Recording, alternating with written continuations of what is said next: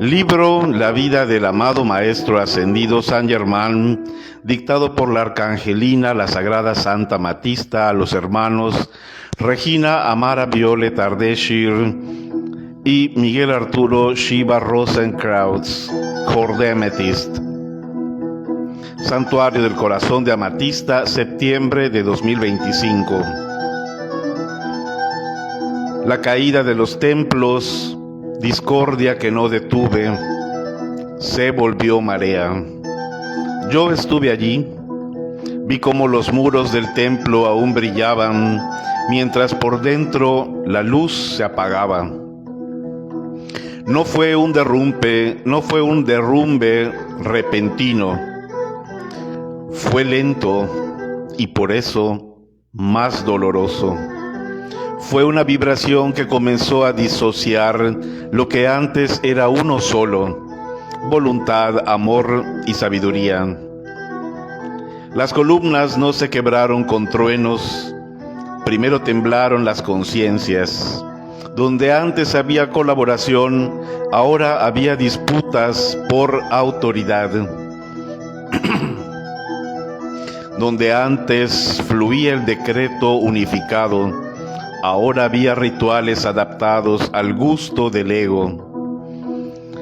La unidad sagrada fue sustituida por castas, por linajes, por títulos que se pronunciaban más alto que el nombre de Dios.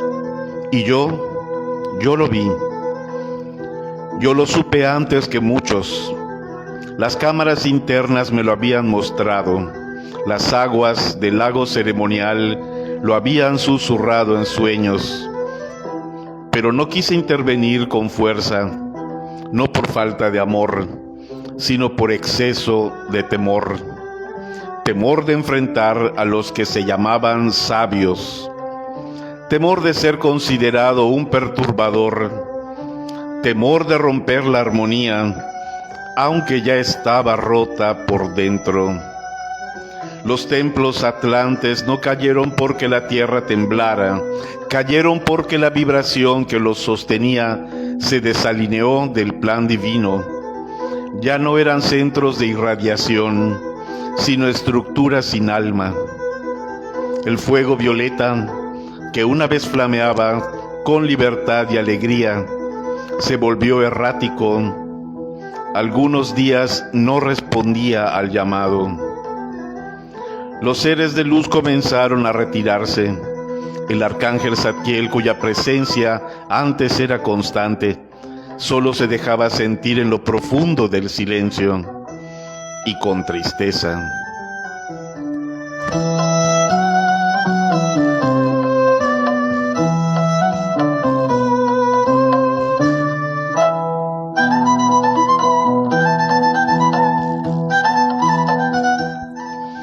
Una noche, mientras caminaba por el vestíbulo del Templo del Oeste, sentí un estremecimiento. No fue externo, fue el grito de la tierra misma. La red cristalina de los templos etéricos se estaba rasgando. La vibración colectiva de la Atlántida ya no era capaz de sostener la frecuencia del fuego sagrado. Y yo lo supe. El derrumbe había comenzado. No culpé a nadie porque sabía que yo también fui parte del silencio que permitió el olvido. No fui traidor, pero tampoco fui centinela. No encendí discordia, pero no encendí advertencia.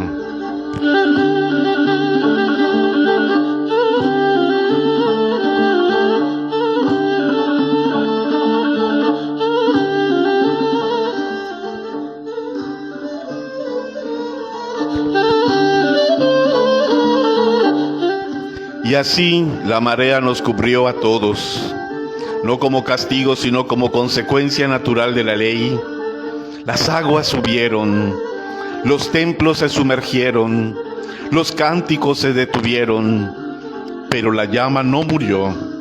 Aunque la civilización cayó, el fuego violeta fue recogido y guardado en los retiros etéricos, esperando la era en que volvería a ser entregado a la humanidad.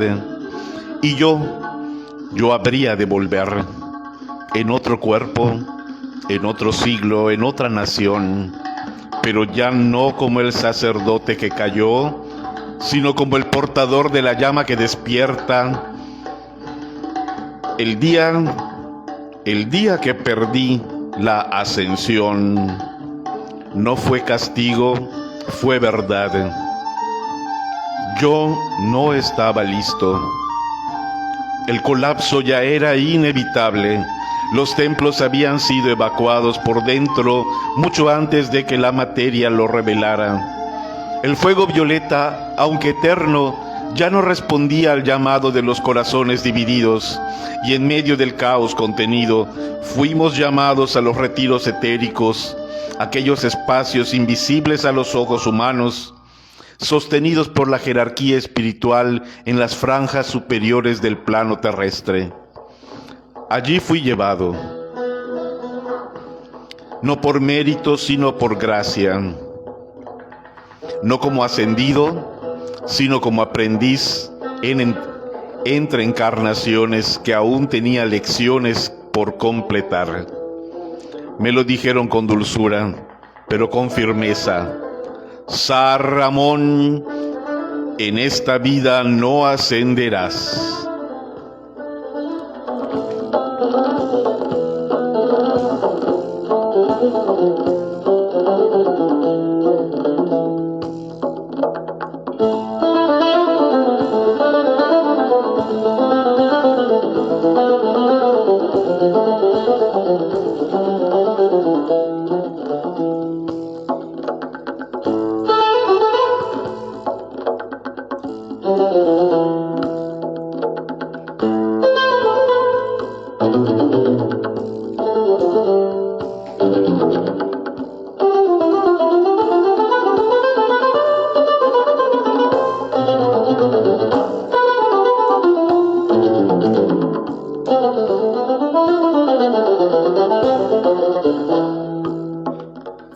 Al principio no entendí. Mi alma, que tantas veces había vibrado al borde del cielo, se resistía. Había servido, amado, decretado. No bastaba eso. Pero no era cuestión de mérito, era cuestión de alineación total. Y la verdad se me mostró no como juicio, sino como espejo. Vi cada duda, cada momento en que supe y no hablé, cada vez que prioricé la paz superficial sobre la verdad vibrante. vi mis silencios, vi mi miedo, vi la voz del alma que me había llamado tantas veces y mi elección de posponer su mandato. Y entonces lloré, no con lágrimas del cuerpo, sino con el llanto de un alma que reconoce su atraso. Pero no hubo condena, no hubo reproche, solo comprensión y amor.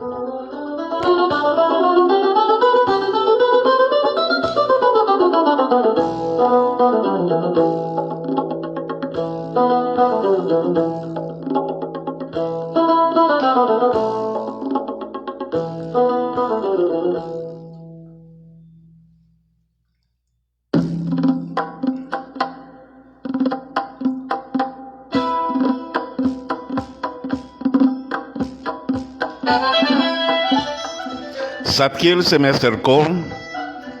Su presencia era fuego envuelto en ternura y me dijo: tu servicio no ha terminado. La ascensión no es un premio que se pierde, sino una unión que aún no se ha completado.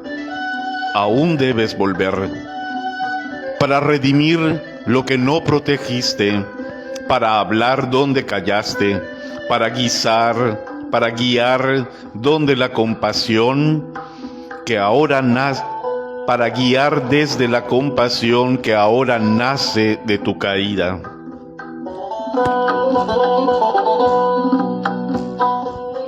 Y lo entendí.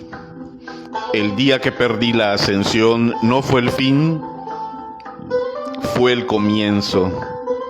No descendí al olvido, descendí al aprendizaje profundo, y desde allí, desde esa conciencia dolida pero humilde, se plantó en mí la semilla de un nuevo voto. Ya no serviría desde el ideal, sino desde la verdad vívida. Y cuando volviera, no hablaría como el que nunca cayó, sino como el que cayó y eligió levantarse con otros. Desde ese día mi alma guardó el recuerdo como un juramento. No ascendería aún, pero volvería, una y otra vez, hasta cumplir lo que un día postergué. Aunque no ascendí, atrás dejé tesoros, dejé anclado un patrón de luz. El día que supe que no ascendería, no fue el final de mi servicio, sino el giro silencioso hacia otra forma de fidelidad. No podía redimir mis omisiones con lamento, pero sí con acción. No la acción externa de un templo ya en ruinas, sino la acción vibratoria que preservaría lo sagrado para el futuro. Hubo muchas cosas que se perdieron con la caída de la Atlántida, cánticos que ya nadie recuerda, matrices cristalinas que sostuvieron puentes interdimensionales, libros vivientes de fuego que solo respondían al corazón puro. Pero no todo fue destruido. Algunas semillas debían ser salvadas para la humanidad venidera.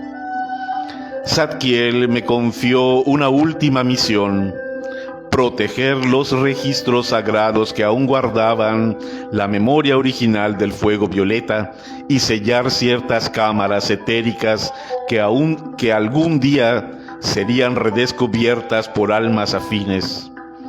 Fue así como, acompañado por 3 hermanos del silencio, descendimos al santuario más profundo del templo del norte, a una cámara que no tenía puertas, solo vibraciones.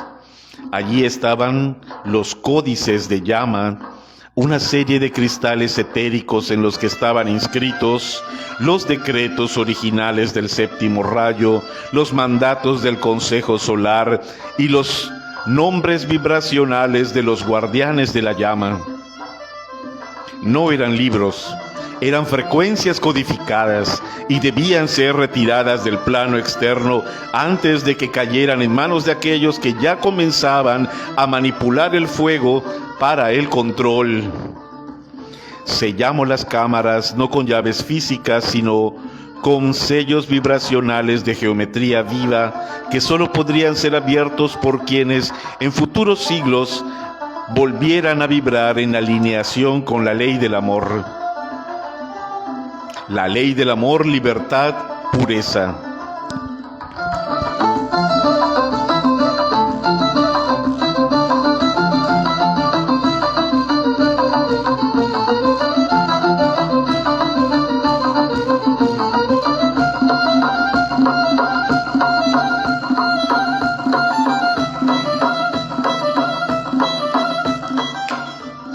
Y antes de partir, yo mismo anclé un patrón de luz en el éter del lugar, una matriz sutil como un faro secreto que irradiaría su frecuencia a través del tiempo hasta ser reconocida por los corazones llamados.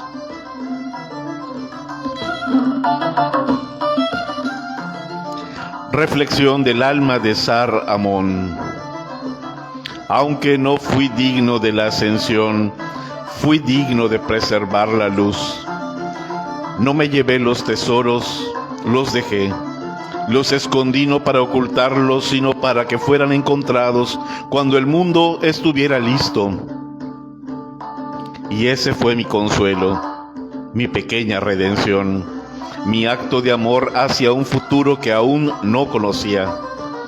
Aquel día sellé las cámaras con mi propia vibración y supe que, aunque no subiría al cielo, había sembrado algo en la tierra que seguiría brillando incluso después del olvido. Zadkiel me habló: te llamaremos cuando el mundo arda de nuevo. Los últimos días fueron silenciosos, no porque hubiera ruido afuera, sino porque el alma comprendía que el tiempo visible se estaba terminando.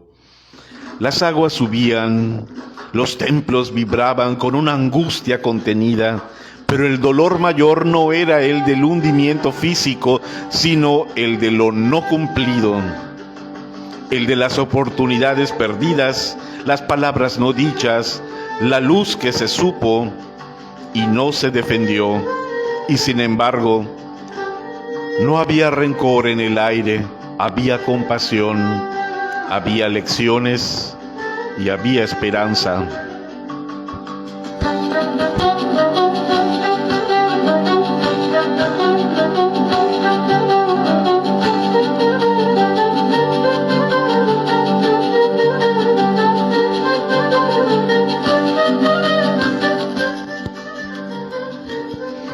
Fue entonces cuando Zadkiel descendió por última vez al retiro etérico, envuelto en su llama violeta, como un sol en expansión. Su presencia no era majestuosa, era íntima. No vino como juez, sino como Padre amoroso, y cuando se acercó a mí, yo ya sabía lo que vendría. No ascendería, no sería contado entre los que regresaban al corazón del sol, pero no sería olvidado, ni tampoco inútil. El arcángel me miró y habló sin sonido, pero su voz llenó cada parte de mi ser. Sar Amón, lo que no lograste completar en esta era, te será dado completarlo en otra, porque el fuego no muere, solo espera su hora. El mundo volverá a arder, no por castigo, sino por olvido. Y cuando el fuego de la ambición, la ignorancia y la violencia se levante otra vez sobre la tierra, te llamaremos. Volverás, no como el mismo hombre, pero sí con la misma llama. No recordarás todo, pero recordarás lo suficiente.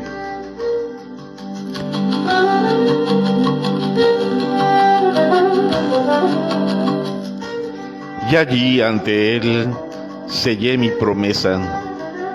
No fue con palabras, sino como con una ofrenda interior. Me arrodillé ante el fuego sagrado, ya no como sacerdote, sino como alma desnuda. Y dije en el lenguaje del Espíritu: Volveré cuando me llamen, no por gloria, no por redención personal, sino porque la luz lo merece y porque hay almas esperándola. El alma que promete no olvida, aunque el cuerpo no lo recuerde, y así en los ciclos por venir llevaría en mi centro la vibración de ese voto. Encarnaría en imperios desiertos, monasterios, cortes, laboratorios y plazas, con nombres distintos, rostros distintos, idiomas distintos, pero la llama sería la misma, y su llamado también. Aquel día me despedí de la Atlántida, no como un exiliado, sino como un guardián en pausa. Y mientras las aguas borraban los templos, el éter grababa mi voto en los registros de la luz.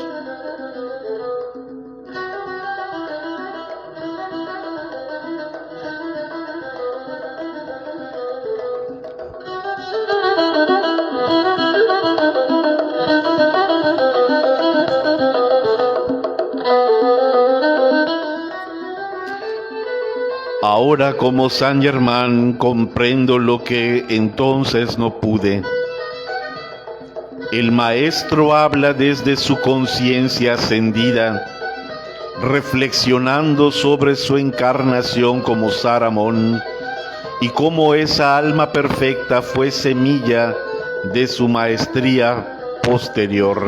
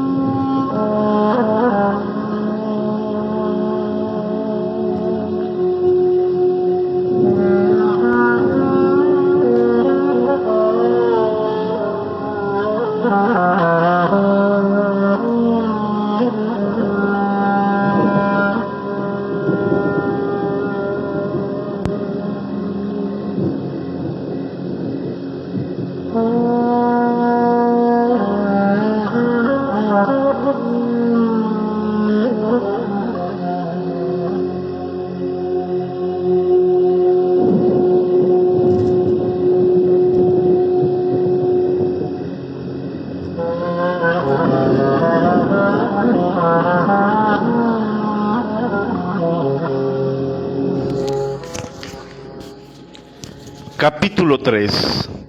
Thoth, el Atlante y los misterios de Hermes.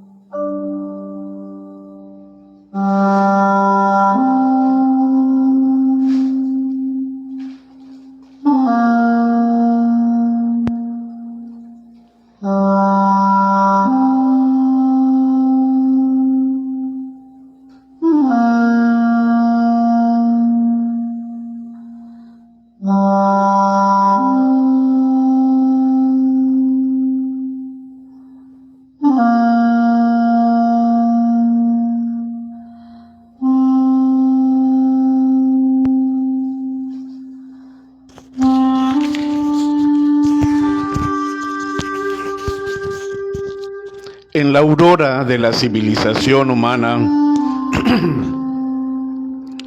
cuando los secretos del cosmos aún estaban velados para la mayoría,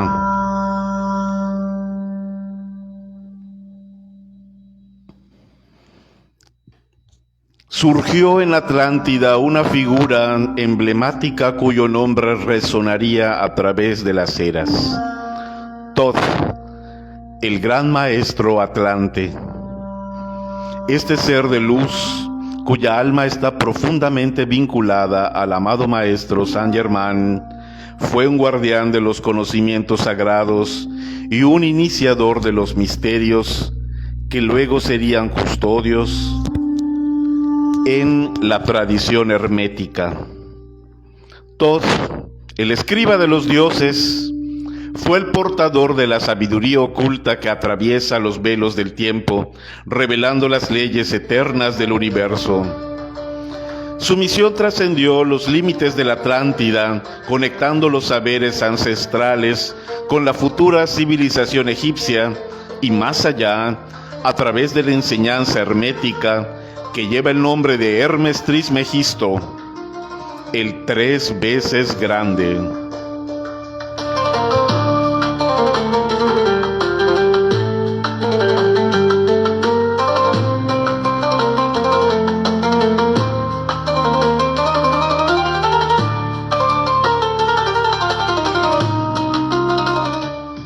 En esta figura, la sabiduría atlante y la egipcia se funden en un símbolo eterno. El amado maestro Saint Germain, en su encarnación como Thoth, fue un alquimista, un mago y un sacerdote, poseedor del conocimiento que unifica la ciencia y el espíritu. Fue él quien reveló los principios universales que rigen la manifestación, la transformación y la ascensión del alma, estableciendo las bases para la práctica de la alquimia espiritual que perdura hasta hoy. Los misterios de Hermes, la correspondencia entre el macrocosmos y el microcosmos, la transmutación interior y la conexión con la mente divina, fueron sus enseñanzas esenciales. Bajo su guía, los antiguos egipcios aprendieron a trascender la ilusión del mundo material y a despertar el fuego interno, la llama divina que impulsa la evolución. Thoth fue un puente entre lo humano y lo divino, entre la materia y el espíritu, y a través de sus méritos y enseñanzas se abrió el camino para que las almas busquen la verdad eterna.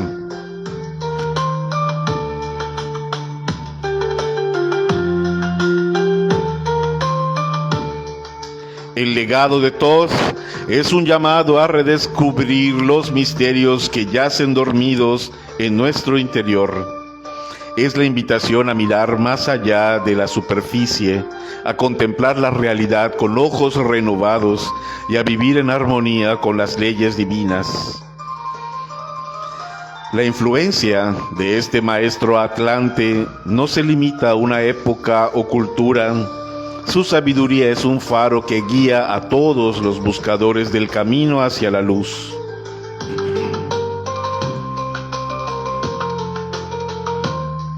En este capítulo reconoceremos que el amado maestro Saint Germain, en su esencia eterna, no es solo el portador del séptimo rayo y del fuego violeta, sino también el heraldo de la sabiduría hermética que conecta todas las eras. Al honrar a Thoth, honramos la continuidad del conocimiento sagrado, la alquimia del alma y la promesa de la liberación. Así, la historia del maestro Saint Germain se entrelaza en los misterios de Hermes, recordándonos que el verdadero poder reside en el dominio de uno mismo, en la unión del espíritu y la materia, y en la búsqueda incesante de la verdad que ilumina el camino del alma eterna.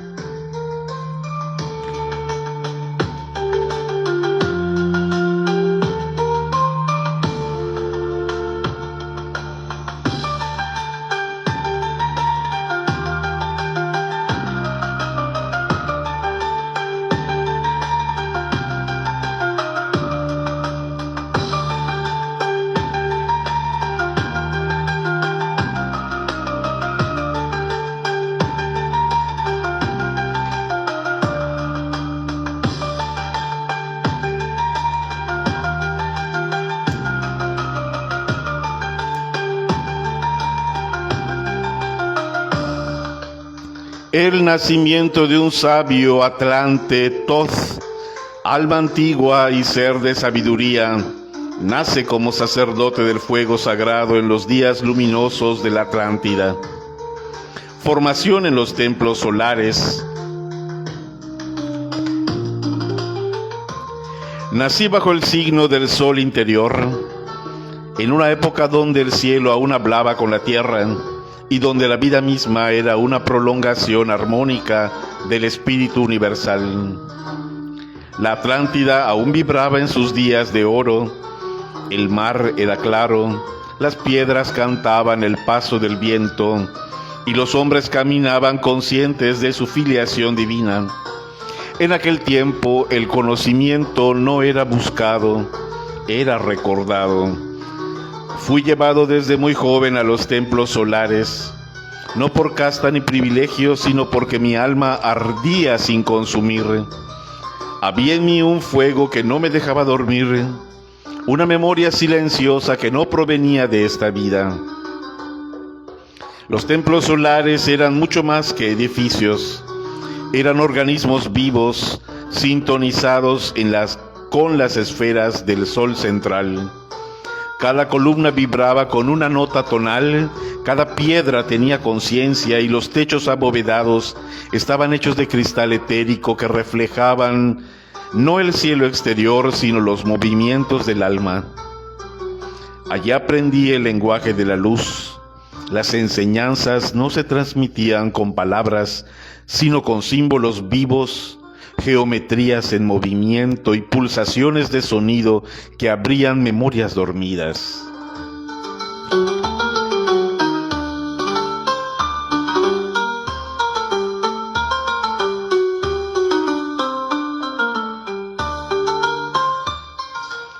Mis primeros ejercicios no eran con libros, sino con la respiración consciente, la contemplación de los ciclos solares y la comunión con los elementales del fuego y el éter.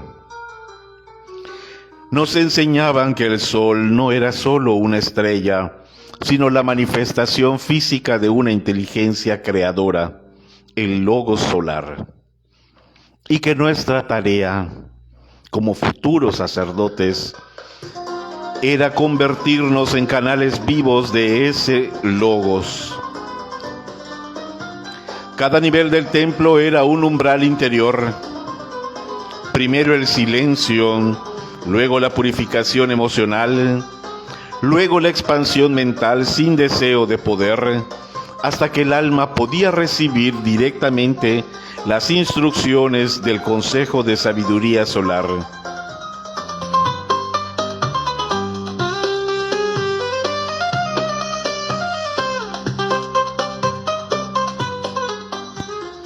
En los niveles más altos se nos enseñaba a entrar en resonancia con los registros cósmicos a través de la contemplación del cristal trino del santuario central, una gema de luz líquida que solo respondía a la vibración del alma sin engaños. No fui formado para saber, sino para recordar sin ego, servir sin ambición y crear sin orgullo. En los templos solares aprendí que la sabiduría no es algo que se acumula, sino algo que se revela cuando el corazón está en paz con la verdad. Aquella formación no me convirtió en sabio, me desnudó de todo lo que no era.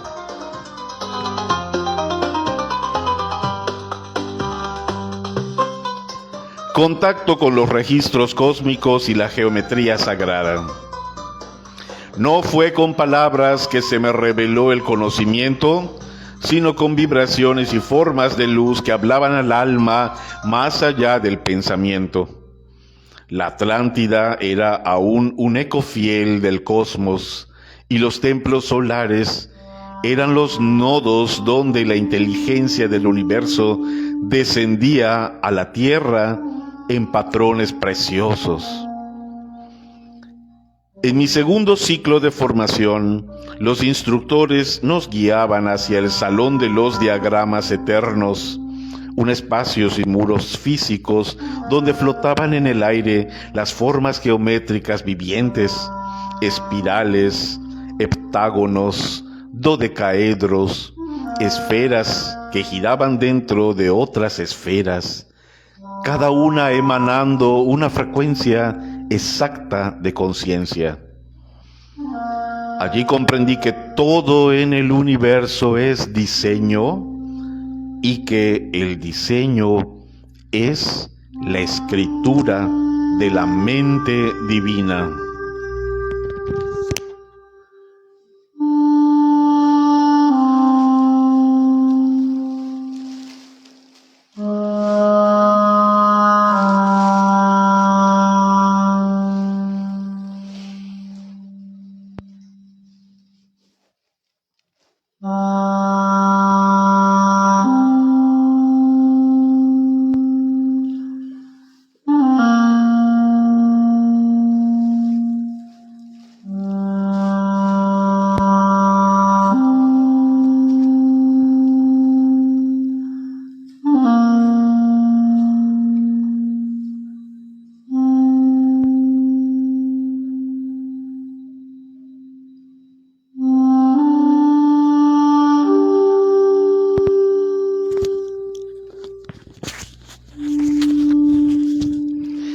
Los registros cósmicos.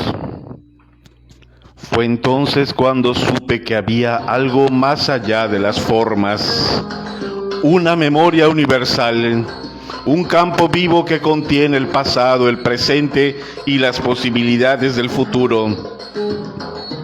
No era un libro ni una biblioteca, era un nivel de conciencia al que uno accedía, no por mérito, sino por vibración alineada.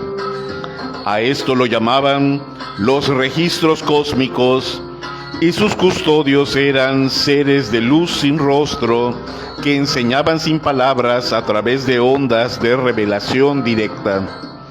El acceso no era permanente, era como una brisa de eternidad que pasaba por tu alma cuando estabas listo para recibirla y soltarla. Fue así como comenzaron a abrirse dentro de mí memorias de otras estrellas, otros mundos donde ya había servido como puente entre el espíritu y la forma. Recordé civilizaciones extintas antes de la Atlántida, algunas etéricas, otras de cristal o fuego, y sobre todo recordé que el conocimiento no era mío.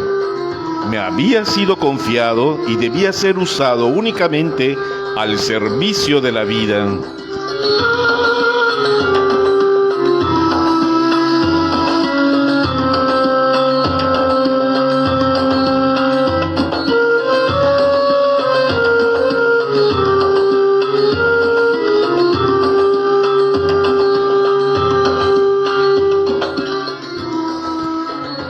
Geometría como puente.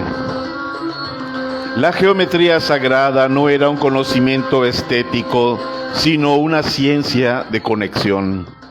Cada forma abría una puerta.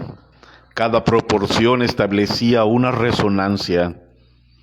A través del estudio vibratorio de estas figuras, podíamos sintonizar nuestra conciencia con los distintos planos de existencia.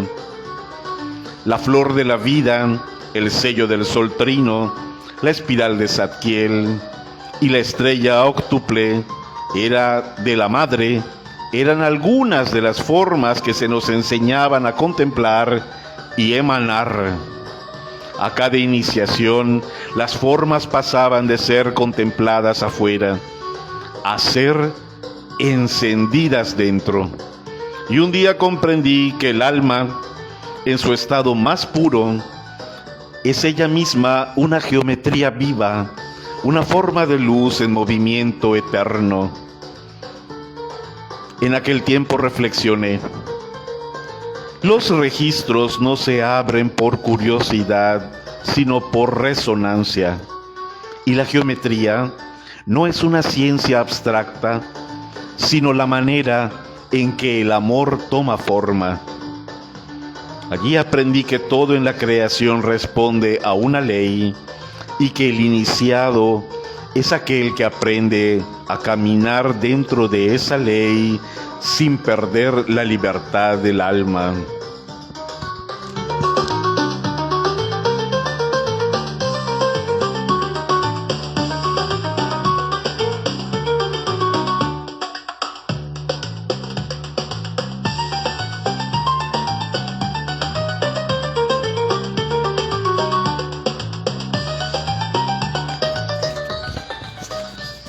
Reconocimiento por los consejos de luz como guardián del conocimiento eterno. No se trató de un nombramiento público ni de una ceremonia ruidosa. Fue un silencio tan vasto y luminoso que todo mi ser supo que algo había cambiado para siempre. Había culminado el tercer ciclo de instrucción en los templos solares. Mi alma ya no solo recordaba, sino que podía sostener dentro de sí las estructuras vivas del conocimiento eterno sin que se fragmentaran por el peso del ego. Fue entonces que fui convocado, una noche sin tiempo, al círculo interior de los consejos de luz, una asamblea de seres cuya vibración me estremecía no por su autoridad, sino por su pureza.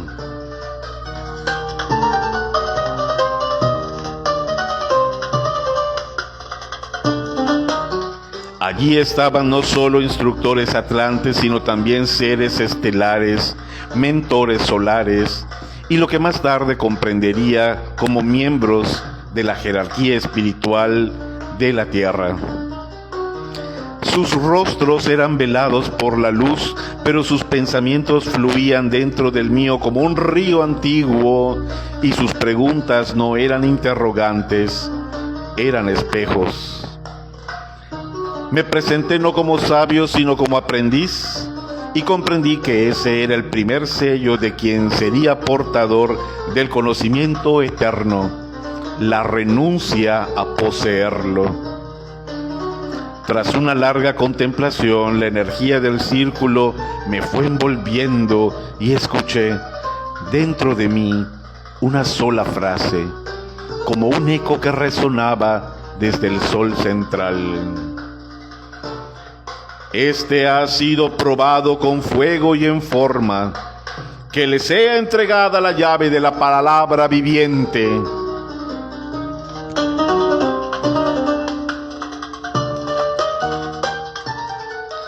Desde entonces ya no era solo un discípulo del templo, era un custodio de la sabiduría solar, uno de los encargados de preservar el núcleo esencial de las leyes universales para que pudieran ser transmitidas a través de los velos del tiempo a futuras humanidades. No se trataba de acumular secretos, sino de aprender a guardar el fuego sin sofocarlo y a transmitirlo sin que el orgullo lo contaminara.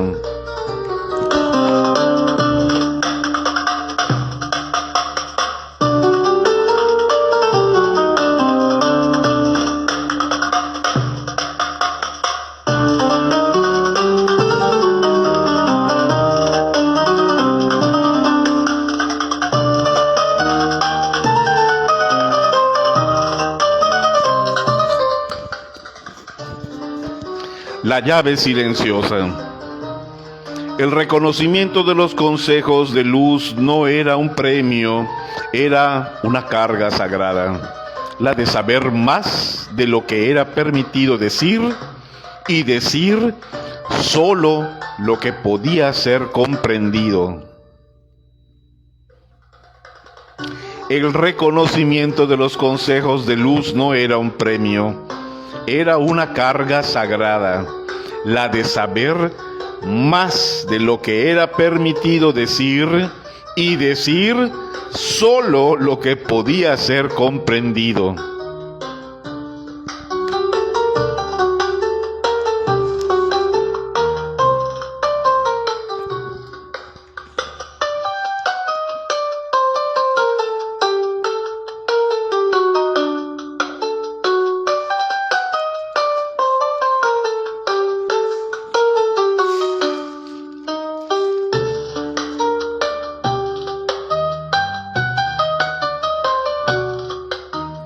A partir de ese momento mi vida interior cambió.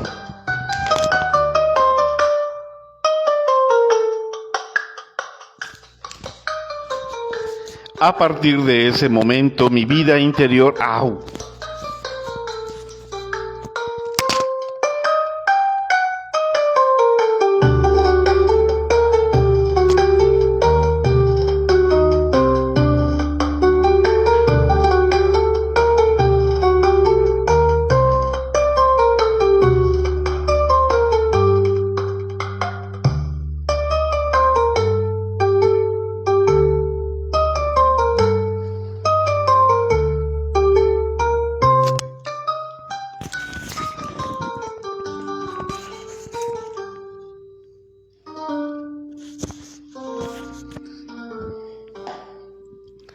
A partir de ese momento mi vida interior cambió. Comencé a percibir realidades multidimensionales, a leer los símbolos ocultos en las formas, a escuchar el eco de las estrellas en las células del cuerpo y a ver el alma humana como un templo en construcción. Pero también comenzó mi primera gran prueba. ¿Cómo preservar la verdad sin imponerla? ¿Cómo proteger la sabiduría sin volverla privilegio?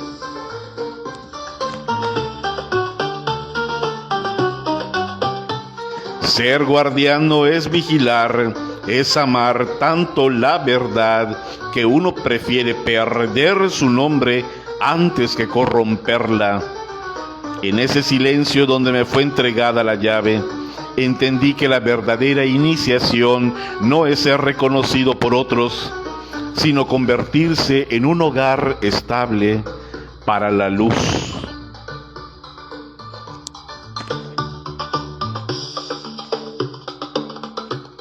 Su preparación como iniciado mayor y custodio del Verbo Divino. Recibir el título de guardián del conocimiento eterno no marcó el final del camino, sino el principio de una etapa más profunda, la del dominio interior del Verbo, aquella fuerza primordial que había dado forma al universo y que desde siempre aguardaba ser despertada dentro del alma humana. Los sabios del templo me enseñaron que el verbo no es una palabra ni un idioma, sino una vibración consciente que emana directamente del corazón del logos solar. Quien lo porta no habla, crea. Quien lo usa sin pureza rompe la armonía de las esferas. Por eso, antes de ser admitido en los niveles más altos del templo, debí pasar por un período de retraimiento profundo al que llamaban el voto del silencio solar.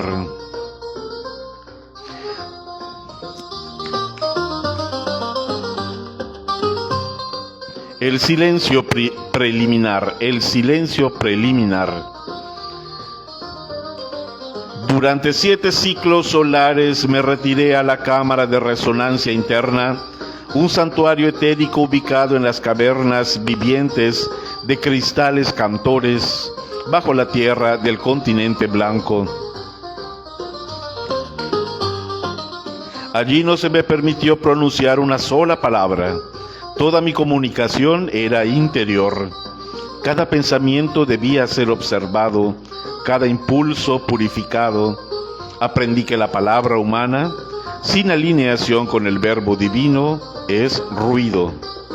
Fue allí donde comencé a distinguir entre voz y vibración, entre sonido e intención, y supe con claridad que el poder de la creación no estaba en las sílabas, sino en la calidad de conciencia que las sostenía. La entonación del nombre eterno. Pasado el retiro, uno de los maestros de tono solar me llevó a lo alto de la torre de luz central del templo de oro. Allí me fue revelado mi nombre interno, no como un código lingüístico, sino como una nota de sonido y fuego, que solo podía ser entonada desde la pureza más alta del corazón. Ese nombre era la clave vibratoria de mi alma, la firma sónica de mi ser crístico. Y a partir de ese momento, cada vez que lo pronunciara desde mi núcleo, sería capaz de abrir puertas entre mundos, sanar con la voz y convocar las inteligencias de la luz por resonancia directa. Así fui consagrado como iniciado mayor del verbo solar, no por dominio mental, sino por alineación con el amor, la sabiduría y el poder del uno.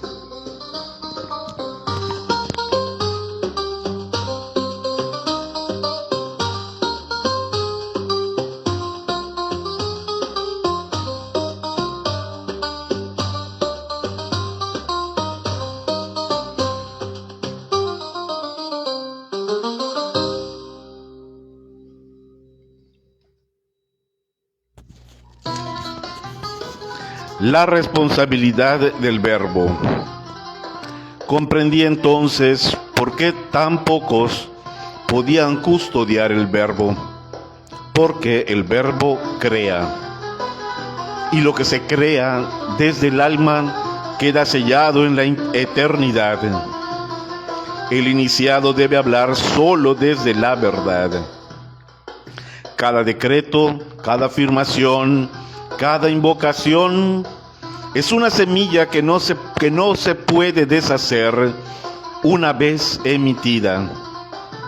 A partir de esa consagración, la palabra ya no me pertenecía, era del Logos, y yo era solo su canal. Aprendí que el alma madura no grita ni se impone, habla poco, pero cuando lo hace, crea mundos. Ser custodio del verbo divino no es un título, es una renuncia. Renunciar a hablar desde el ego, desde la herida, desde el deseo de tener razón. En mi silencio descubrí que el verbo es el lenguaje del amor cuando ha encontrado su centro eterno.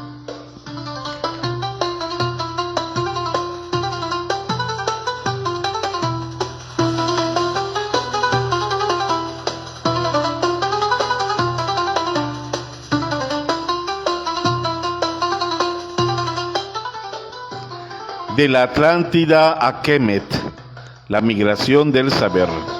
Cuando la Atlántida comienza a colapsar, Thoth lleva el conocimiento hacia las tierras del Nilo. La huida de los sabios y la protección de los códigos sagrados. El colapso de la Atlántida no fue repentino, fue un lento deterioro de la frecuencia, un descenso vibratorio que comenzamos a percibir mucho antes de que las aguas se alzaran. Los templos aún estaban en pie, pero sus columnas ya no se sostenían solo luz. Ya no sostenían solo luz. Los cantos sagrados comenzaban a sonar huecos, y lo más grave, el verbo ya no vibraba en unidad. Yo lo vi venir y como muchos esperé demasiado, no porque dudara de la caída, sino porque mi corazón aún anhelaba restaurar lo perdido. Pero los ciclos cósmicos no se detienen por la nostalgia. El llamado interior. Una noche, mientras meditaba en la cámara del sol interior, una voz silenciosa, el logo solar mismo, habló dentro de mí. Lo que debe ser sembrado debe partir. Lo que ya no vibra en la ley será sumergido. Thoth, ve al este, el Nilo aguarda.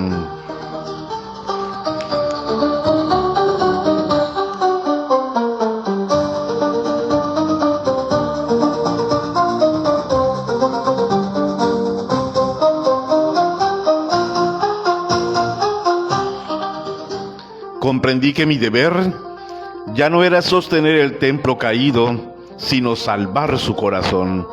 Los códigos sagrados, las fórmulas del verbo, los principios de la alquimia solar, los planos de los templos de luz y la enseñanza de la llama interior. Así comenzó la huida silenciosa de los sabios. Éramos pocos, habíamos hecho votos de custodiar el fuego del conocimiento y ahora debíamos llevarlo a tierra nueva, sin que el ego ni el miedo lo contaminaran. Viajamos en embarcaciones luminosas, construidas según la geometría estelar, siguiendo rutas marcadas por los astros y las líneas, ley de la Tierra. Nos dirigíamos hacia el este, a las riberas fértiles del gran río Nilo, que en aquel tiempo era virgen en estructuras humanas, pero sagrada en memorias telúricas. No llevamos tesoros, llevamos rollos de oro etérico, cristales programados con la voz de los maestros y sobre todo, llevamos en el alma la arquitectura viva del saber.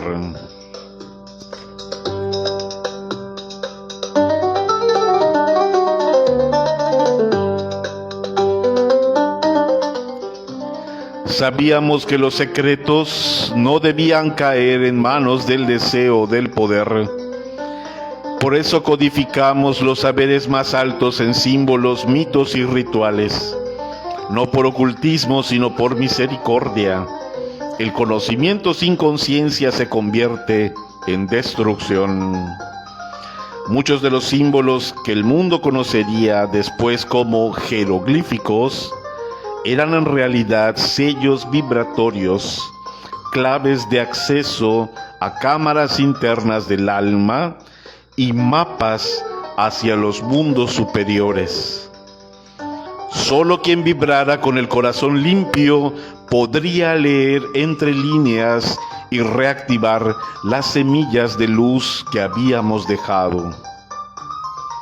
No fue una huida por miedo, fue una siembra silenciosa. Mientras el mundo se oscurecía, nosotros enterrábamos las semillas del sol en tierras nuevas, porque el verbo nunca muere, solo espera en silencio el momento de florecer.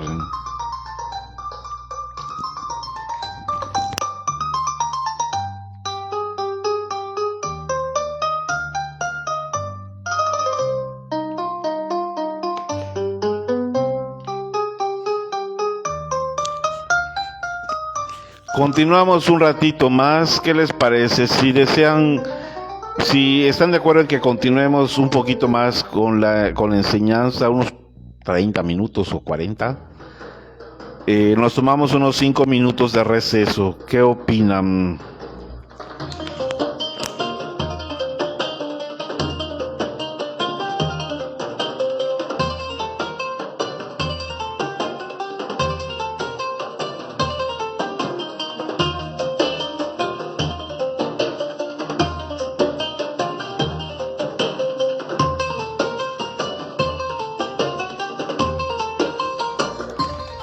Mientras me dejan sus comentarios sobre si continuamos con un receso. Ay, gracias.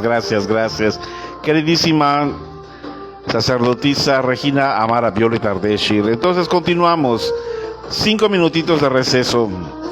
5 o 7. Muchísimas gracias, hermana Cecilia. Gracias, hermana Ana Luz. Gracias, querida hermana Diana. Queridísimo hermano Ezequiel, sacerdote del fuego sagrado, ¿qué hace usted despierto a estas horas? Usted debería estar durmiendo. En su país ya es tarde, pero bendito Dios que está con nosotros. Gracias por estar con nosotros, desvelándose, querido hermano Ezequiel. Querida hermana Patsy, Larry Navarro, felicidades. Saludos. Queridísima sacerdotisa, hermana amadísima Violeta Bendito, Claudia Cibeles, queridísima hermana Chávez Xochitl, Querido hermano Larry, genial, así es, feliz martes, bueno, lo que queda del martes.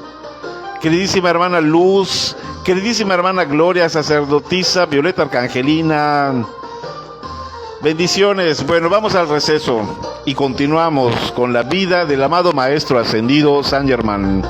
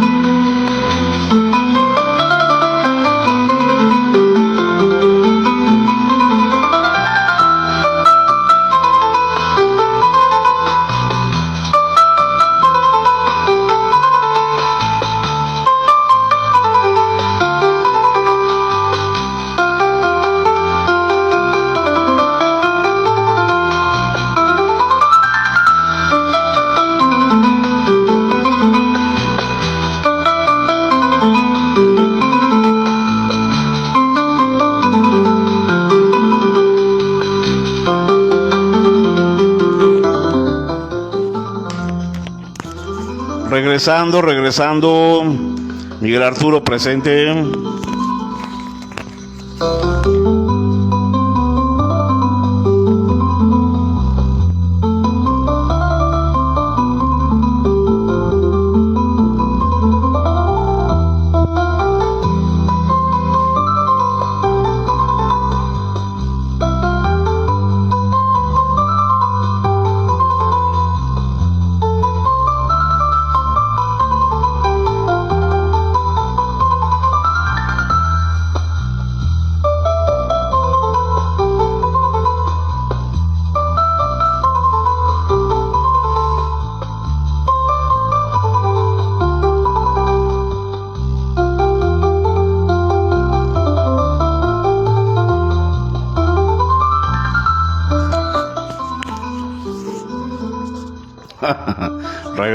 Regresando.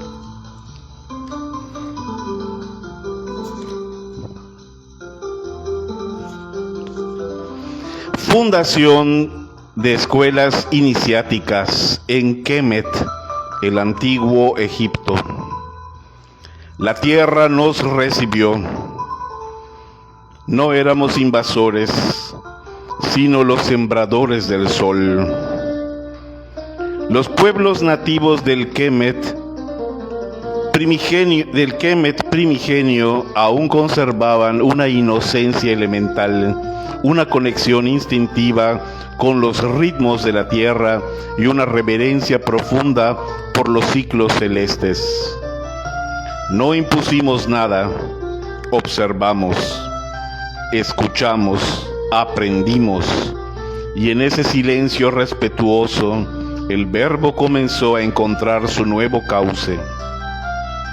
Fue entonces que sembramos los primeros pilares de lo que serían las escuelas iniciáticas de Egipto, templos vivos dedicados no a la adoración externa, sino al despertar del alma interior. Los tres pilares de la enseñanza.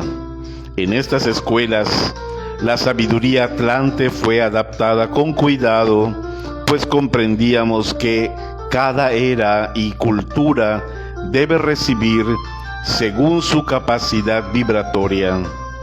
Así surgieron tres núcleos fundamentales de la instrucción: el autoconocimiento. Enseñamos que el cuerpo, la mente y el alma son templos donde habita el espíritu y que el viaje más sagrado es hacia el interior. El dominio de la energía a través de ejercicios de respiración, geometría viva, vocalización de sonidos sagrados y contacto con las fuerzas naturales. El iniciado aprendía a canalizar las corrientes universales sin ser esclavo de ellas. Servicio consciente. Se instruía al discípulo para que la sabiduría adquirida no fuera acumulación, sino irradiación hacia el mundo, empezando por su propia vida cotidiana. La enseñanza no se daba, se despertaba. No transmitíamos dogmas, sembrábamos claves, y quien estaba listo las hacía florecer. Cada escuela funcionaba como un espejo. No mostraba lo externo, sino reflejaba al aspirante su verdadero rostro, el que solo podía verse a la luz del alma purificada.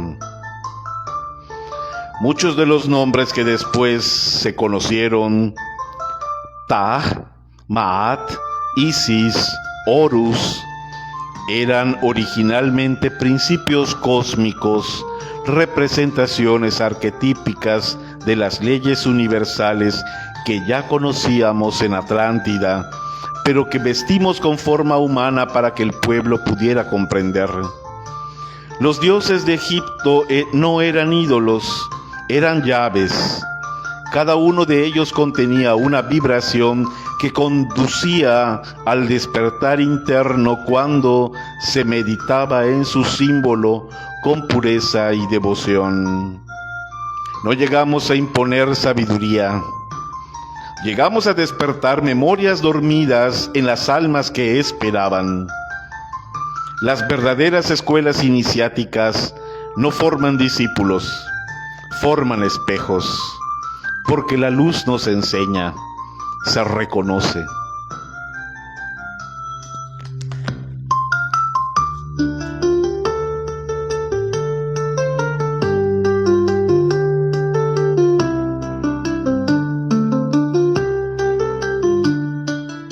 Edificación del primer templo de la verdad y la palabra como poder creador. Había llegado el momento de anclar la palabra viva. Las enseñanzas ya habían comenzado a despertar en los corazones sinceros y era necesario erigir un punto de resonancia, un lugar donde el verbo pudiera ser pronunciado y donde la vibración de la verdad no fuera distorsionada. Así nació el primer templo de la verdad en las tierras sagradas de Kemet, erigido no solo con piedra, sino con luz, alineado con los cielos y con el alma de la tierra. No fue solo una construcción arquitectónica, sino una estructura etérica multidimensional, diseñada según los patrones de la geometría solar que ya conocíamos desde la Atlántida. El propósito del templo no era la adoración externa, sino el despertar del poder creador de la palabra interna. Habíamos enseñado a los discípulos que cada palabra es vibración y cada vibración una semilla de realidad. Por eso, antes de hablar en el templo, el discípulo debía purificar su intención, elevar su frecuencia y alinear su verbo con la ley del amor. Se hablaba para crear armonía, para sellar pactos sagrados, para invocar principios divinos en la materia. La sala central del templo no tenía trono ni altar, solo un círculo de columnas que formaban una mandala sonoro, donde el verbo se amplificaba. Allí, en el centro, el iniciado debía pronunciar una sola frase verdadera desde lo más puro de su ser.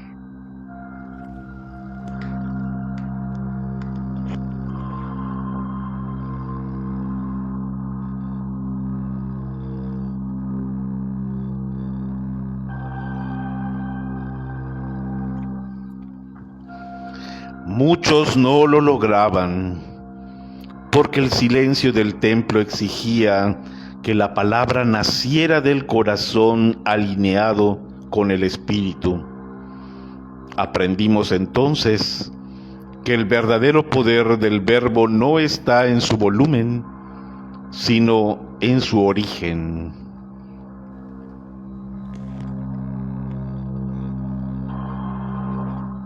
Ese templo también funcionaba como un puente interdimensional.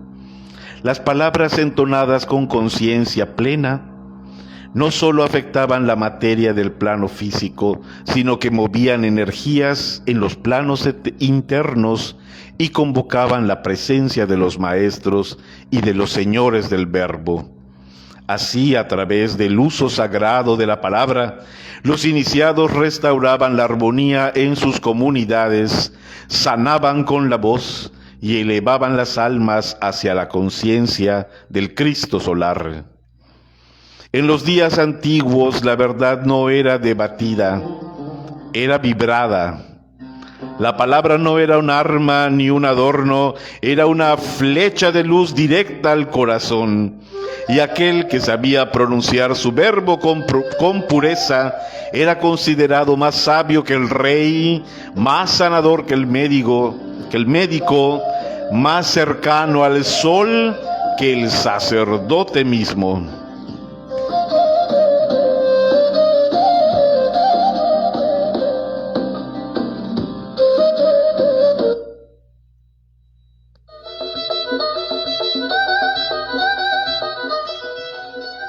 Cuando llegamos a Kemet, la tierra era virgen en estructuras, pero rica en memoria telúrica. Los sabios que sobrevivimos al colapso de la Atlántida sabíamos que no habíamos venido solo a construir templos, sino a sembrar una nueva humanidad anclada en principios solares, en la unidad con la presencia divina y en la práctica viva de la verdad. El sacerdocio solar no fue una imposición, fue una respuesta amorosa al grito del alma humana por recordar su origen solar. Muchos de nosotros, sobrevivientes de las escuelas solares atlantes, guardábamos en el cuerpo etérico y en la memoria akáshica los planos del sacerdocio original. Ese sacerdocio no era una jerarquía ni un poder sobre otros, era una ciencia de la armonía con el cosmos, una práctica del amor en movimiento, una constante comunión con el I Am, yo soy solar de cada ser.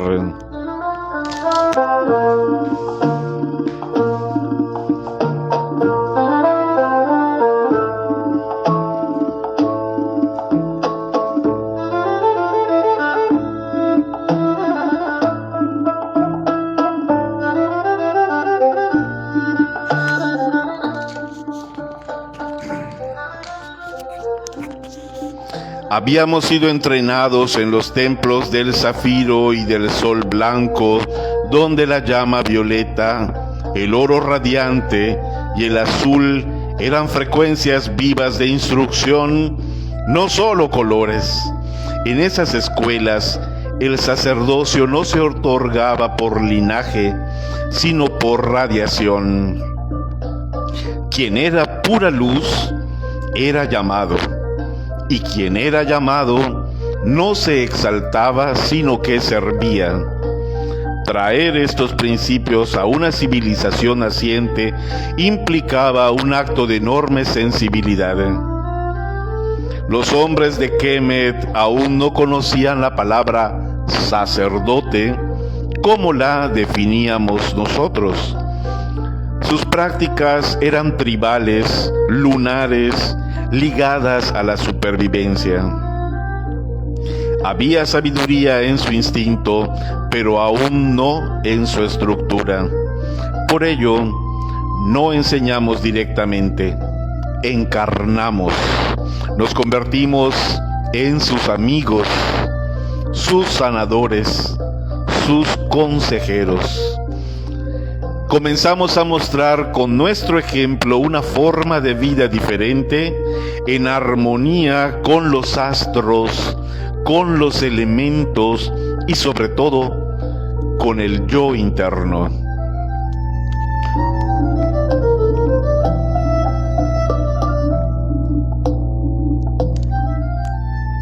Fue esa irradiación, más que nuestras palabras, la que despertó en ellos la pregunta: ¿quiénes sois vosotros? ¿Y de dónde viene vuestra paz?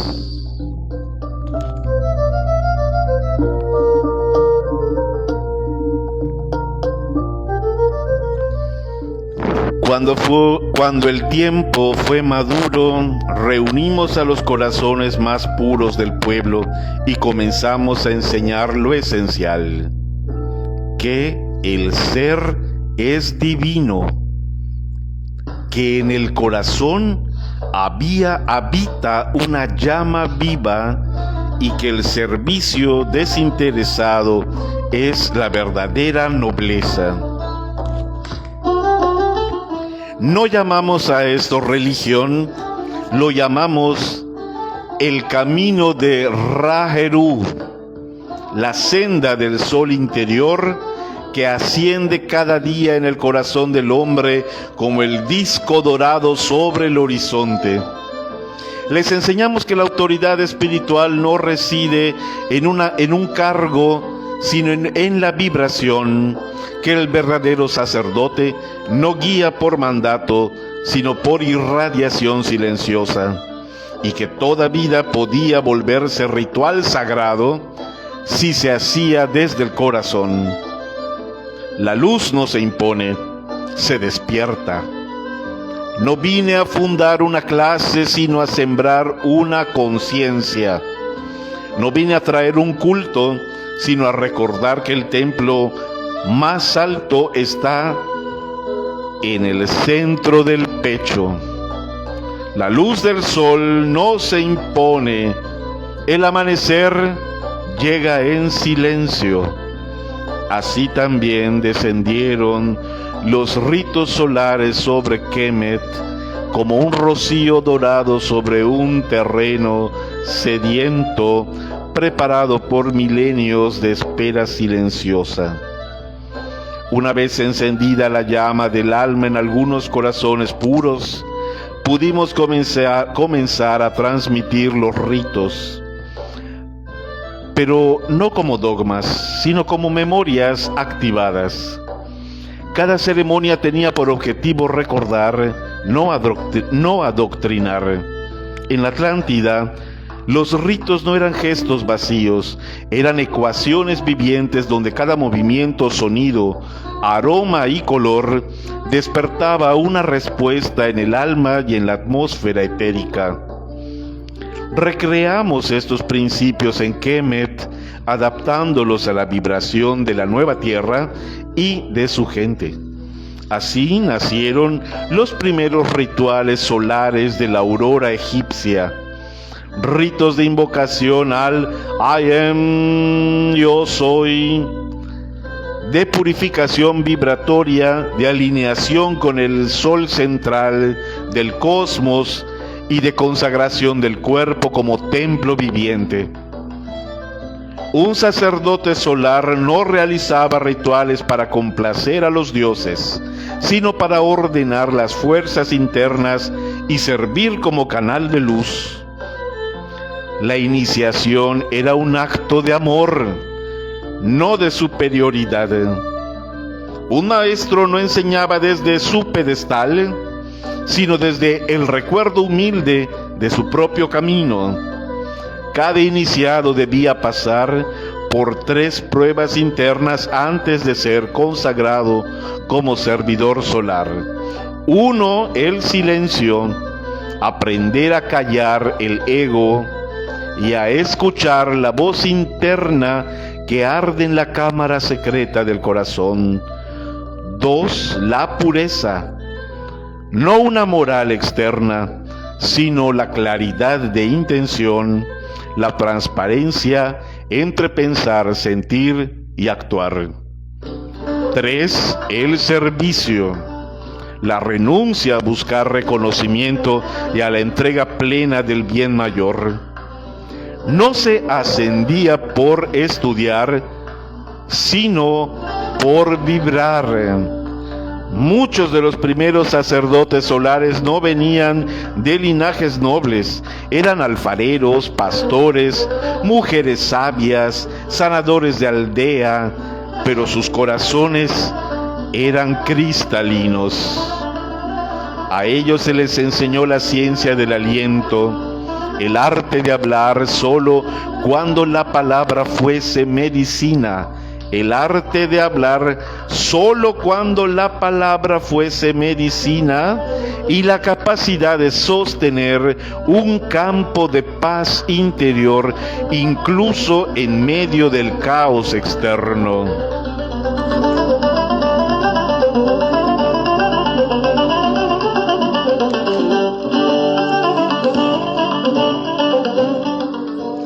Estos primeros iniciados se convirtieron en guardianes de los umbrales del templo, en custodios de los mantras solares y en formadores de los nuevos aprendices.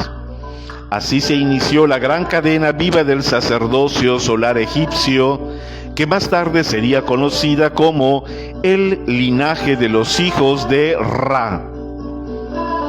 No vine a formar sacerdotes que adoraran al sol, vine a formar soles que adornaran al espíritu, y a través del ritual consciente a recordarles que cada gesto puede ser sagrado si nace del corazón alineado.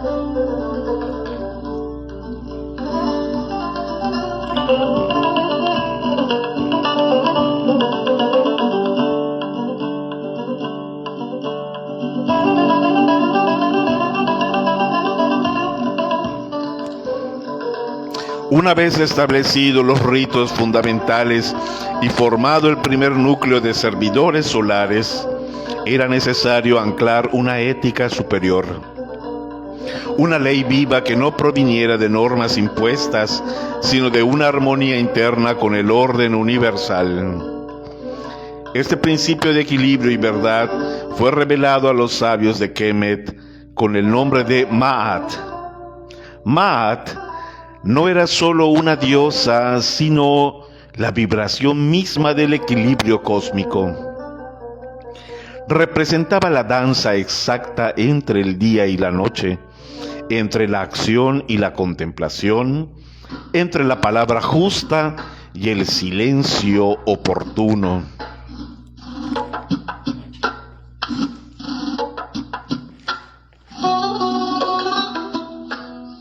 En los templos solares, Ma'at fue traducida en un código de vida interno que todo sacerdote debía encarnar, no solo memorizar.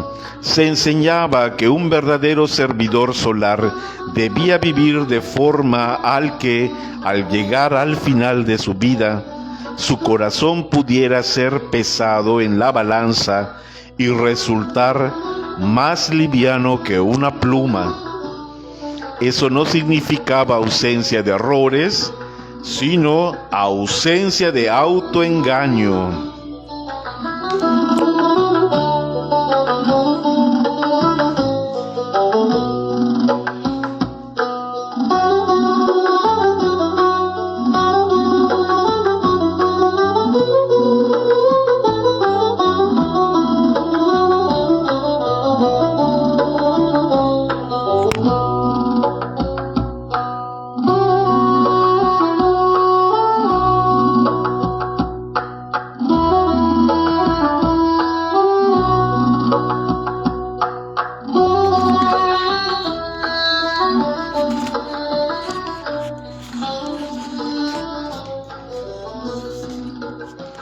Los 7 principios del Código Solar.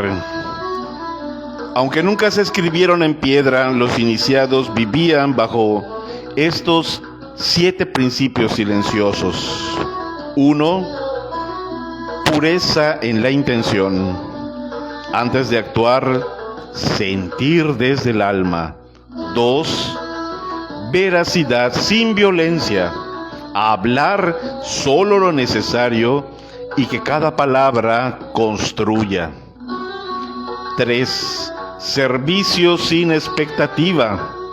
Dar sin contar. Actuar sin buscar recompensa.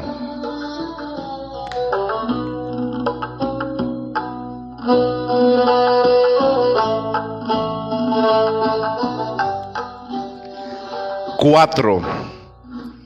Armonía con todos los reinos. Honrar a los elementos, animales y seres invisibles. 5. Disciplina gozosa, no rígida, sino alegre. La libertad interior nacida del orden. 6. Contemplación diaria. Detenerse a escuchar la voz del I am, yo soy. 7. Sacralización del instante. Hacer de cada gesto una extensión del altar interior.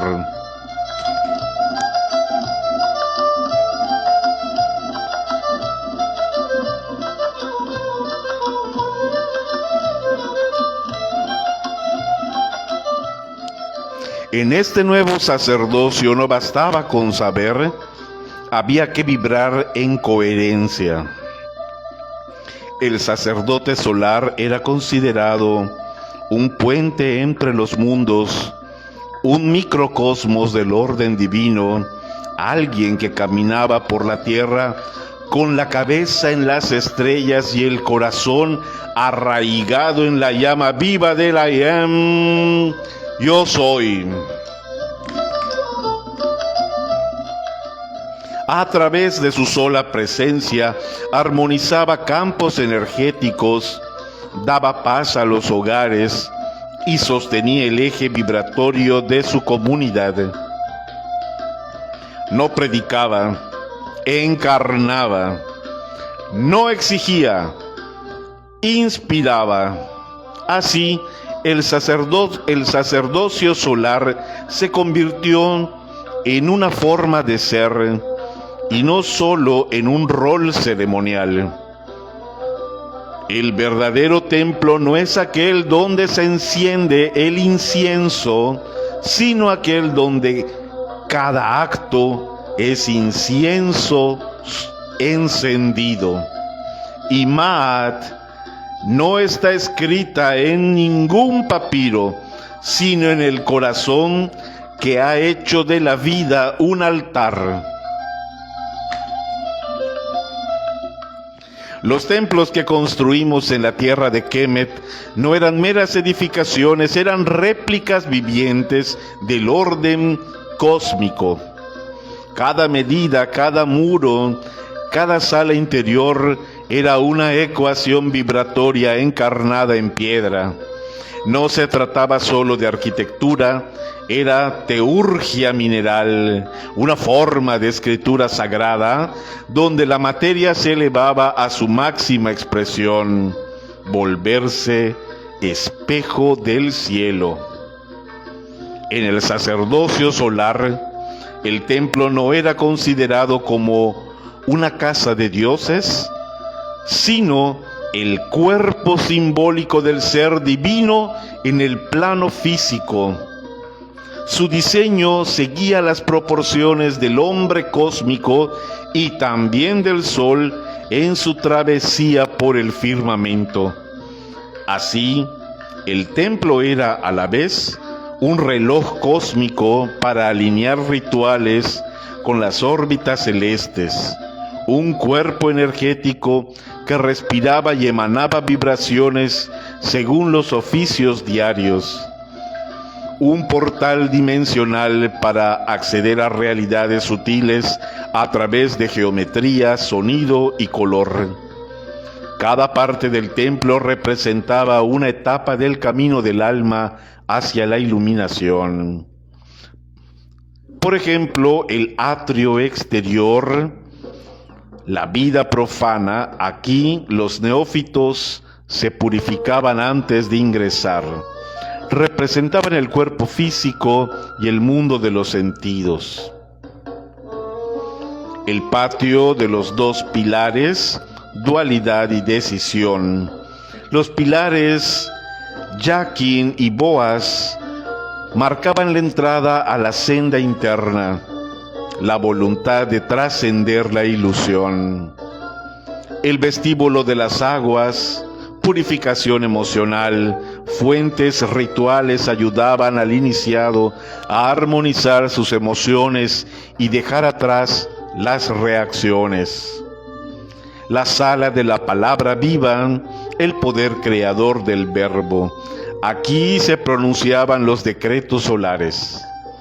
Era el lugar de la enseñanza vibratoria. La cámara de Ma'at, el corazón como balanza, simbolizaba el juicio interior, el momento de evaluar la coherencia de vida del discípulo.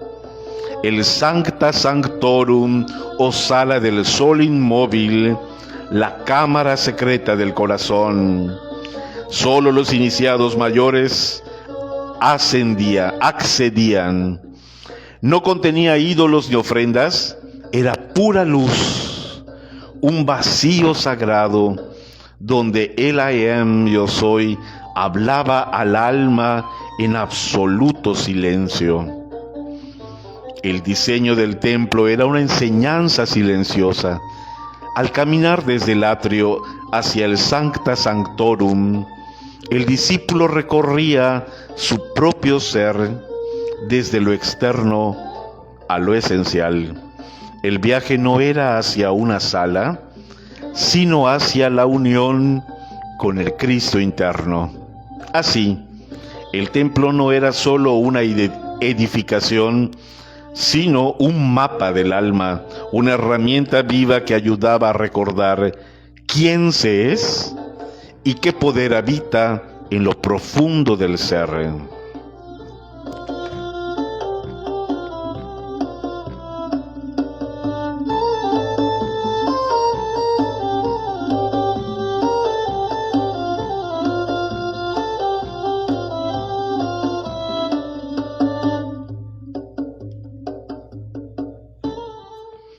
No construyas templos de piedra si no estás dispuesto a edificar un templo de virtud en tu interior. Cada sala que pises debe tener su espejo en tu alma.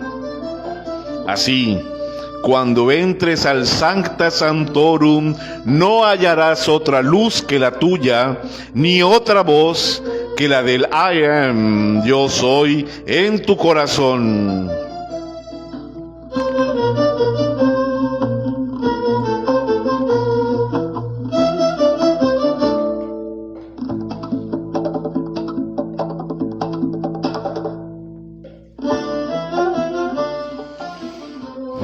Aunque los siglos pasaron y los imperios cambiaron de nombre y de rostro, la vibración del sacerdocio solar jamás se extinguió. Porque lo que nace en el espíritu no muere con la piedra, y lo que se consagra al eterno es eterno en sí mismo. Muchos creen que el sacerdocio solar desapareció, pero no fue así. Simplemente se retiró al plano interior como el sol que se oculta tras las nubes sin dejar de alumbrar. Los templos exteriores fueron profanados, los símbolos mal interpretados y el poder sagrado fue distorsionado en jerarquías y dogmas. Pero la semilla quedó, y esa semilla fue sembrada en las escuelas de misterios, como las de Heliópolis, Hermópolis y Karnak, en ciertos linajes iniciáticos secretos que atravesaron Grecia, Alejandría, el Medio Oriente y Europa. En algunos seres despiertos, nacidos en tiempos oscuros para mantener viva la llama, y sobre todo, en la memoria espiritual de la humanidad, donde aún resuena el llamado del I am, yo soy. Más allá de las vestiduras, los bastones y los salmos, el sacerdote solar es un estado de conciencia. Es aquel que vive en alineación con su Cristo interno, hace de cada acto un gesto de armonía, transmuta con su sola presencia, sirve sin buscar honor, sostiene la verdad aunque el mundo la olvide. Recuerda que toda enseñanza verdadera es un retorno al centro. Por eso el sacerdocio solar sigue actuando a través de artistas, sanadores, líderes silenciosos, madres, padres, jóvenes despiertos, de todo aquel que haya sido tocado por el fuego del alma y que aún sin saberlo vive como altar andante. El retorno del fuego violeta en esta era no es un evento espectacular, sino un despertar profundo. La Atlántida colapsó por la soberbia espiritual y por olvidar que el servicio es más grande que el conocimiento. Hoy, la humanidad vuelve a estar en un punto de elección, y el sacerdocio solar vuelve a tocar la puerta de los corazones. No necesitas un templo físico para responder, solo tu decisión sincera de vivir en luz. No busques la iniciación en los grandes portales, sino en tu humildad diaria. No esperes un llamado con trompetas, escucha el susurro de tu alma. La orden solar vive, y todo el que sirva al I Am, yo soy, con amor, es parte de ella.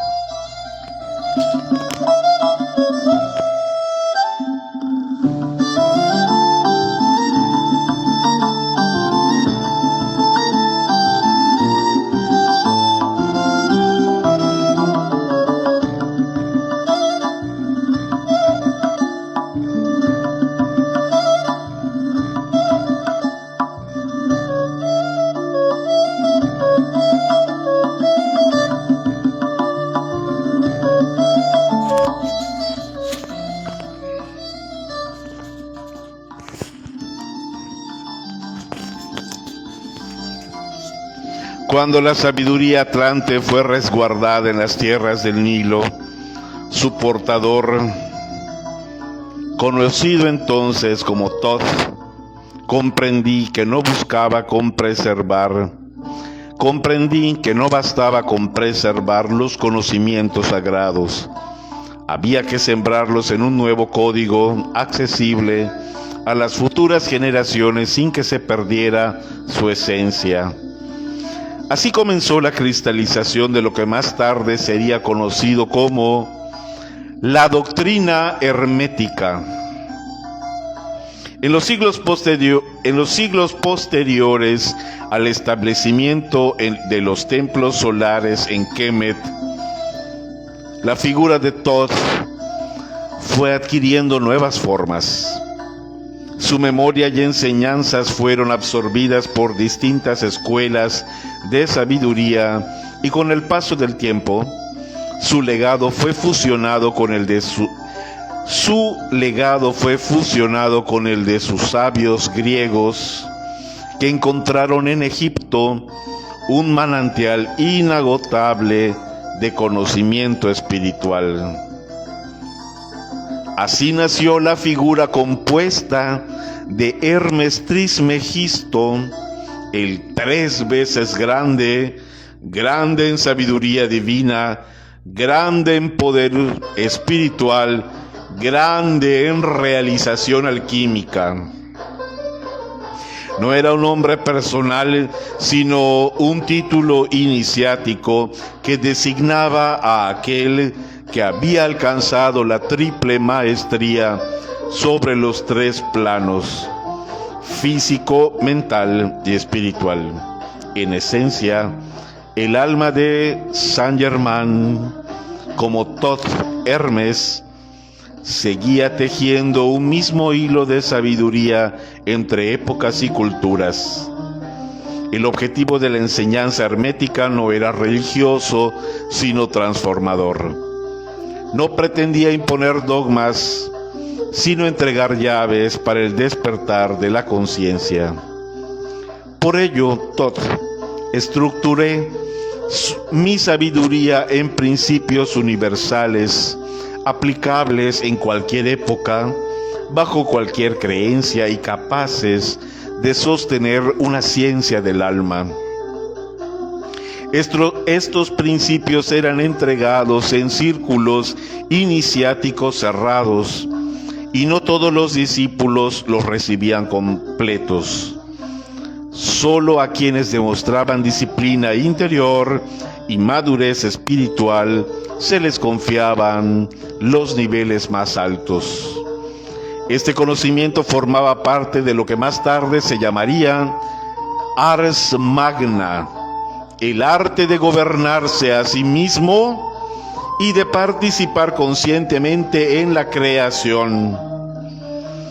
Para proteger la pureza de la enseñanza frente a la profanación externa, los principios herméticos se transmitían en lenguaje simbólico y alegórico, bajo múltiples capas de sentido. Así el mensaje llegaba solo a quien tenía oídos para oír y ojos para ver. Este velamiento no era exclusión, sino salvaguarda. El mismo Hermes lo dijo: a los profanos, palabras; a los discípulos, símbolos; a los iniciados, la luz del verbo. El mismo Hermes lo dijo: a los profanos, palabras; a los discípulos, símbolos; a los iniciados, la luz del verbo.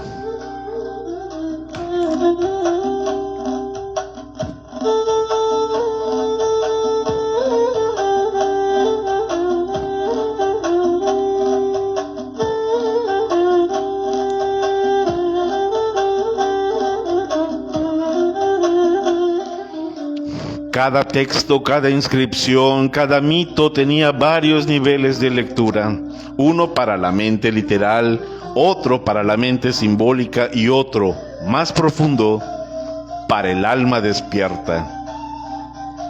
La grandeza del hermetismo no radica en su extensión, sino en su precisión y profundidad. Tot Hermes comprendía que la verdad espiritual no se transmite por cantidad de palabras, sino por la potencia vibratoria del símbolo y el axioma. Por eso consolidé mi enseñanza en frases cortas, universales y potentes, que pudieran cruzar los siglos sin perder su fuerza, como veremos en el siguiente punto, con los 7 principios del Kybalión. Todo está en todo, y cada uno puede volverse todo si se alinea con la ley. No me creas, conócete y verás.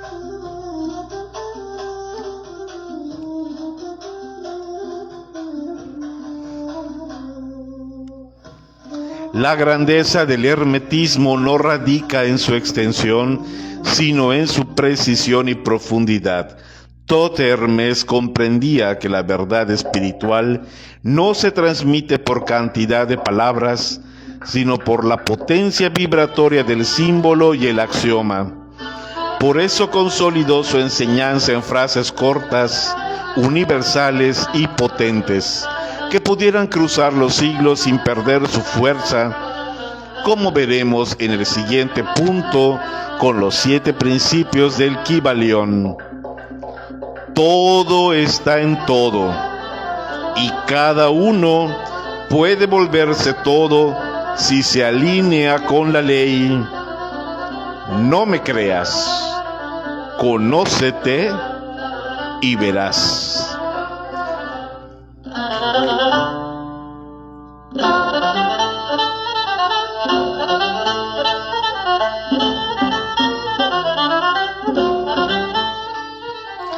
Los 7 axiomas universales y la enseñanza velada. Pero esto lo veremos la próxima sesión de enseñanza sobre el libro de la vida del maestro Saint Germain. Por hoy, eso es todo. Por hoy eso ha sido todo. Muchísimo más que suficiente. Ya tenemos para reflexionar durante la semana. Muchísimas gracias, querida hermandad del corazón de Amatista. Un gran abrazo. También ustedes me encantan. Gracias, gracias, gracias. Nos vemos mañana en el servicio ceremonial y de enseñanza con decretos y enseñanzas del corazón de Amatista. Un gran abrazo. Gracias, bendiciones. Un gran abrazo. Gracias, queridas hermanas. Gracias, querido hermano Larry. Bendiciones para ti también. Bendiciones eternas a todos. Gracias, gracias, gracias. Gracias, querida sacerdotisa del fuego sagrado, Regina Mara Violet Ardeshir, nuestra directora de la hermandad. Bueno, gracias, querida hermana Luz. Gracias a todos, querida hermana Chávez, hermana Lucila. Un gran beso y abrazo para todas y todos. Bueno, Miguel Arturo ya está agarrando plática y como que ya no se quiere ir, pero se tiene que ir a dormir, porque mañana tiene que trabajar temprano. Chao, nos vemos mañana. Querida hermana Gloria, nos vemos mañana. Chao.